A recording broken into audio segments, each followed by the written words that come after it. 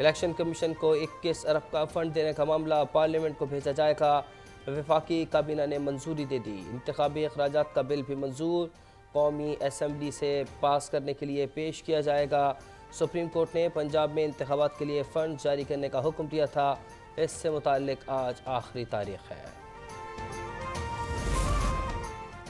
Supreme court practice and procedure bill کی منظوری کا مشن، پارلیمنٹ کا مشترکہ اجلاس آج ہوگا۔ وزیر اعظم شہباز شریف، وزیر خارجہ بلاول بھٹو اور سابق صدر آصف زرداری خطاب کریں گے۔ قومی اسمبلی اور سینٹ کے اجلاس جاری۔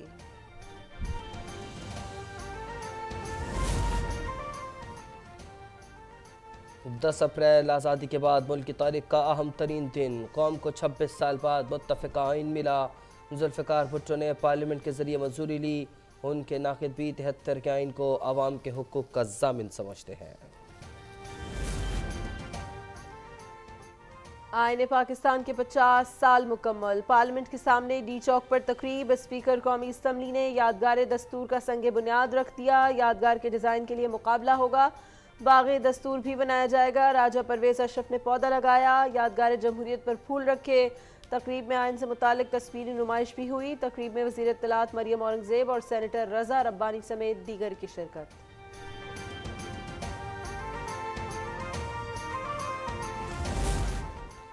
73 کے آئین کی گولڈن جوبلی پر وزیر اعظم کی مبارکباد۔ انہوں نے پیغام دیا کہ یہ مقدس دستاویز ہے جس نے 50 سال میں کئی طوفانوں کا مقابلہ کیا۔ اس نے وفاق کو تھام رکھا ہے۔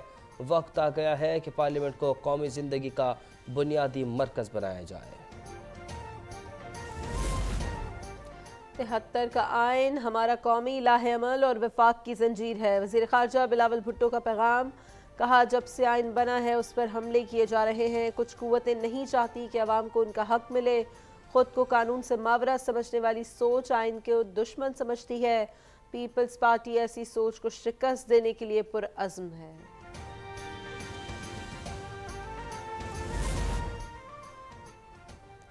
سب سے بڑی عدالت پارلیمنٹ ہے، اس کے سامنے سب کو سر تسلیم خم کرنا پڑے گا۔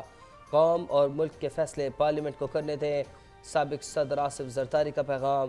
انہوں نے کہا کہ 18ویں ترمیم کے ذریعے آئین اصل صورت میں بحال ہو چکا ہے، تحفظ کے لیے کسی قربانی سے گریز نہیں کریں گے۔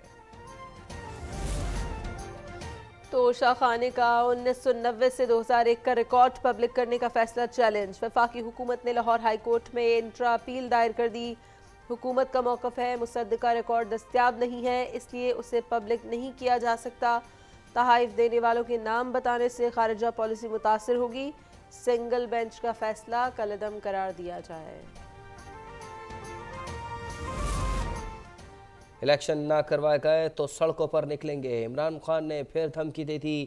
انہوں نے کہا کہ یہ مجھے مرتضی بھٹو کی طرح قتل کروانا چاہتے تھے۔ پی ڈی ایم حکومت کی کارکردگی پر وائٹ پیپر جاری کر دیا۔ انسانی حقوق کی خلاف ورزیوں، معاشی تباہی اور دیگر الزامات لگائے گئے ہیں۔ وائٹ پیپر، پیلا یا نیلا پیپر سے تمہاری آئین شکنی سفید نہیں ہوگی۔ وزیر اطلاعات مریم اورنگزیب کا عمران خان کو جواب، کہا پی ٹی آئی نے وائٹ پیپر میں اپنے 4 بدترین بجٹ خساروں کا ذکر نہیں کیا۔ آٹا 35 سے 100 روپے اور چینی 52 سے 120 روپے کرنے کا ذکر بھی نہیں ہے۔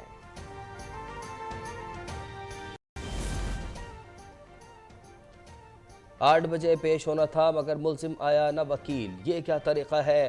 عدالت انتظار کر رہی ہے۔ لاہور کی عدالت کا عثمان بزدار پر اظہار برہمی۔ وکیل نے کہا کہ عثمان بزدار کورونا میں مبتلا ہیں۔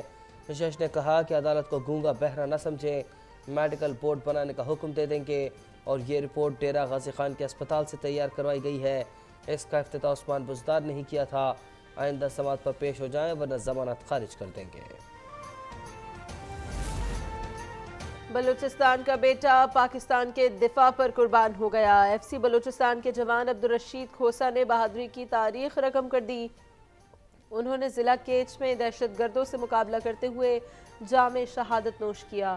والد نے فخر کا اظہار کرتے ہوئے کہا بیٹا شہید ہوا ہے، شہید زندہ رہتے ہیں۔ عبدالرشید کے چھوٹے بھائی نے کہا کہ وہ بھی پاک فوج میں شمولیت اختیار کریں گے۔ بلوچستان کے علاقے کچلاک میں دہشت گردوں کا حملہ، کانسٹیبل عبدالجبار اور جلاد خان شہید۔ 2 اہلکار زخمی، جوابی فائرنگ سے 1 حملہ آور ہلاک۔ وزیر اعلیٰ بلوچستان عبدالقدوس بزنجو کا شہداء کے اہل خانہ سے اظہار تعزیت۔ وزیر داخلہ ضیاء لانگو نے واقعے کی رپورٹ طلب کر لی۔ جنوبی وزیرستان کے علاقے کارما میں سیکیورٹی فورسز کا آپریشن، نائک فضل جانان شہید ہو گئے، 1 دہشت گرد ہلاک۔ شمالی وزیرستان رزبک میں کم دشمن مارا گیا، مچ میں آپریشن کے دوران دہشت گرد ہلاک، 1 کو گرفتار کر لیا گیا۔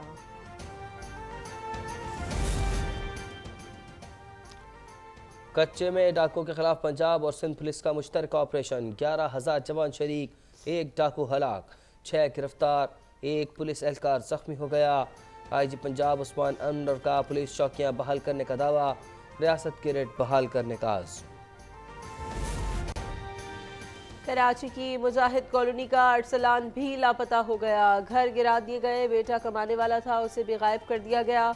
والدہ کی سندھ ہائی کورٹ میں فریاد، خاتون مسرت عدالت میں رونے لگی، عدالت نے تفتیشی افسر کو بلا لیا، ہدایت کی کہ ان کا بیٹا اگلی پیشی پر واپس نہ آیا تو آپ کو جیل بھیج دیں گے۔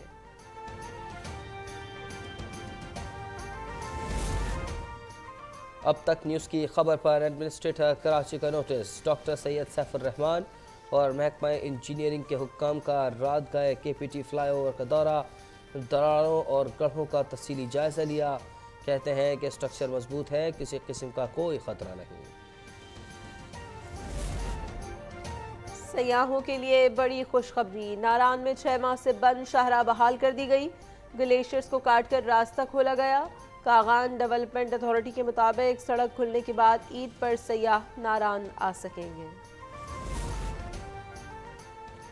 امریکی ریاست نیو جرسی کی مسجد میں چاقو سے حملہ، امام زخمی ہو گئے، نمازیوں نے ملزم کو پکڑ کر پولیس کے حوالے کر دیا، حکام نے شناخت ظاہر نہیں کی، واقعہ نماز فجر کے دوران پیش آیا۔ ماکھم کینیڈا کی مسجد میں بھی حملہ، نمازی کو گاڑی سے کچلنے کی کوشش، 28 سالہ ملزم شارن کرونا گرفتار۔ یمن میں امن کے لیے بڑی پیش رفت، سینا میں سعودی اور امانی وفود کے حوثی حکام سے مذاکرات، جنگ بندی کے معاہدے میں توسیع اور تنازع ختم کرنے پر بات چیت، حوثیوں کے سپریم پولیٹیکل کونسل کے سربراہ مہدی المشات سے بھی ملاقات۔